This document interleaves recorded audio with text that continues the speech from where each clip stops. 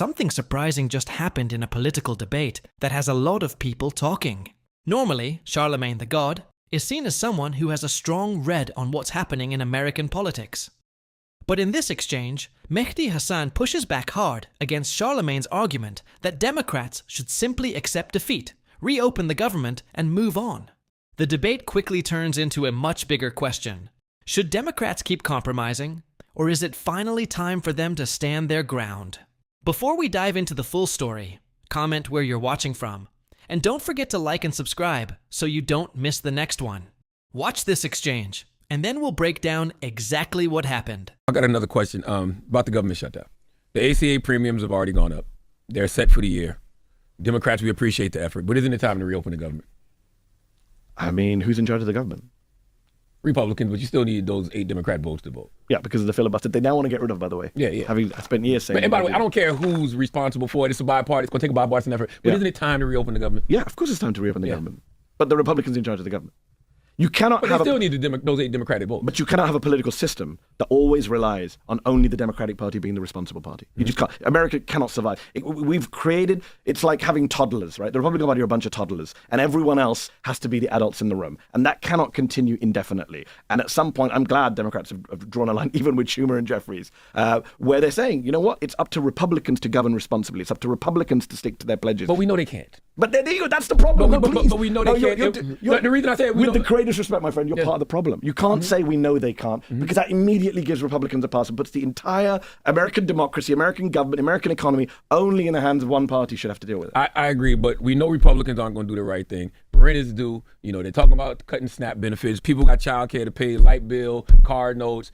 We need groceries. We need the Democrats to say, okay, we know y'all not going to give us no concessions. We fought the good fight. We're going to vote to reopen the government. The problem with that argument is, if you're worried about human suffering, the counter argument is that reopening the government on Republican terms increases human suffering. Yes, but the election's in 2026. So now you can say Republicans are responsible for your human suffering. Republicans are the reason you got high health care. So let's change this in 2026.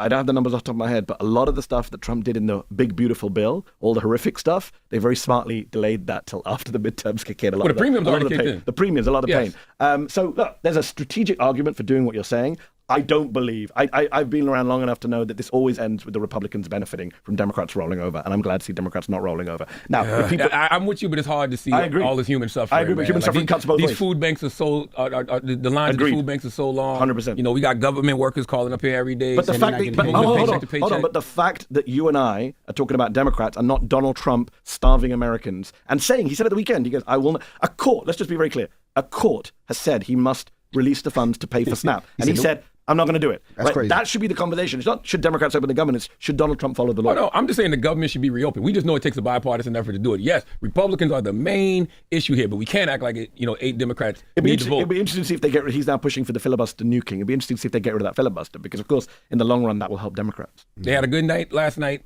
Reopen the government. Let's reopen the government. That's all I'm saying. I agree with you, but I'm saying it's Republicans who have to reopen the government. It's a bipartisan effort. I mean, they control the House, the Senate, the Supreme Court, the White House. It's still a bipartisan 8 Democrats. I'm not saying, and by the way, I'm not even saying Democrats are the problem. I'm just saying it is a bipartisan effort. Yeah. I'm saying give people their money. And I'm saying there's a cost to doing it. I'm saying there's a cost to doing that. And where it's kind of disingenuous is if by some chance Republicans do make concessions, aren't you going to give the Democrats credit? In what? If the Democrats make concessions on health care. If the Democrats or Republicans. If Republicans make concessions on health care, aren't you going to give the Democrats credit? I mean, yes. So you got to give them the same credit now with the government being shut down. Yes, that they have a role to play. Yes.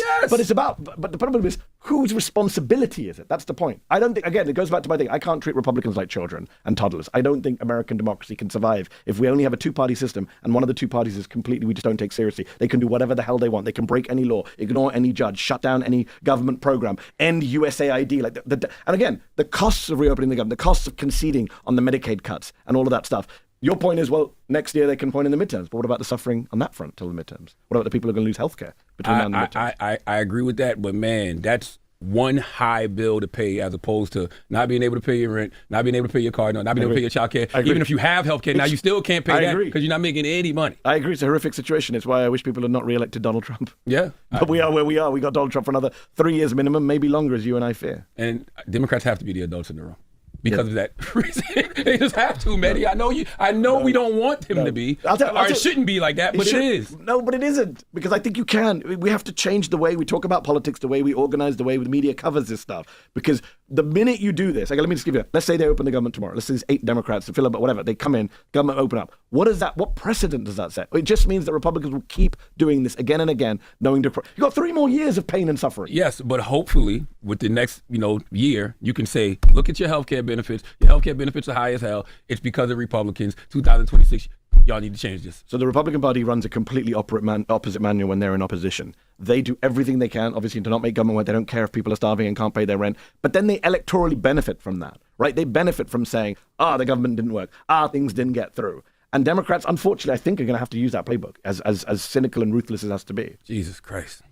I don't see another alternative. You tell me what the alternative is. You're hoping that the government opens up and things go back to normal, whatever normal is, and then people blame the Republicans. I'm not sure I see it. Yeah, I would rather the government be open, people be getting paid, and we're having these arguments about healthcare and Republicans fucking shit up without, people having to miss paychecks. But if the government's opened up, this is a Democratic argument. I'm not a Democrat, but the Democratic Party argument is if the government's opened up, you're going to have huge costs in the healthcare world. Once again, that's one bill, as opposed to people not getting no checks to pay lights, rent, daycare. Like no money coming in is horrible. It's an effed up situation in this country. Yeah. We shouldn't. By the way, can I just point this out to people who are listening and watching? I'm from the UK. I'm an immigrant to the US. No other country functions like this. There's no other Western democracy that has government shutdowns. There's no other Western democracy that has debt ceilings. This is all artificial crap that's in our system that needs to be fixed. Again, when the Democrats are in office, they need to fix this stuff so that we don't have this constant cycle of this nonsense. The people are like, this is why people hate politics, to go back to what I said. And this is exactly why I think Mehdi Hasan's pushback was so important. Because if you've listened to Charlamagne over the years, one of his biggest criticisms of Democrats has been that they are too passive. He's repeatedly argued that they're late to fights, slow to respond, and often unwilling to use the political leverage they have. In fact, he said before that Democrats should have been making certain arguments years earlier instead of waiting until the last minute. But that's what makes this moment so interesting. When Democrats finally decide to draw a line and refuse to immediately give Republicans everything they want, the response suddenly becomes, just reopen the government and move on. So which is it? Should Democrats fight back, or should they fold the moment the pressure starts building? Because that's really the question at the heart of this debate. From the Democratic perspective, this isn't simply about a government shutdown. It's about what comes next. It's about healthcare, social programs, and policies that could impact millions of Americans long after the shutdown headlines disappear. Their argument is that giving in now may solve one immediate problem, while creating much larger problems down the road. And that's where Mehdi Hasan's argument becomes difficult to ignore. If one party controls the White House, the Senate, and the House, shouldn't that party bear the primary responsibility for governing? Should the expectation always be that Democrats step in and rescue the situation whenever things become politically difficult? That's the broader issue being debated here. Now, reasonable people can disagree on strategy. Some will argue that reopening the government immediately is the most important priority. Others will argue that standing firm now could prevent bigger consequences later. But what can't be ignored is the contradiction that Mehdi highlighted during this exchange. For years, Democrats have been criticized for not fighting hard enough. Now that some of them are finally showing resistance, critics are asking why they aren't compromising. As someone watching this from the outside, what stands out most is that Democrats finally appear willing to engage in a political fight rather than automatically backing down. Whether that strategy succeeds or fails remains to be seen, but it's a noticeable shift from the approach many voters have criticized in the past. At the end of the day, the bigger question isn't just who wins this particular argument. It's whether American politics can continue operating under a system where one party is expected to govern responsibly, while the other faces fewer consequences when things go wrong. But that's just my take. Let me know what you think in the comments below. Do you agree with Mehdi Hasan, or do you think Charlamagne makes the stronger argument? If you enjoyed the video, be sure to like, subscribe, and share it with someone who would find this discussion interesting. Thanks for watching, and I'll see you in the next one.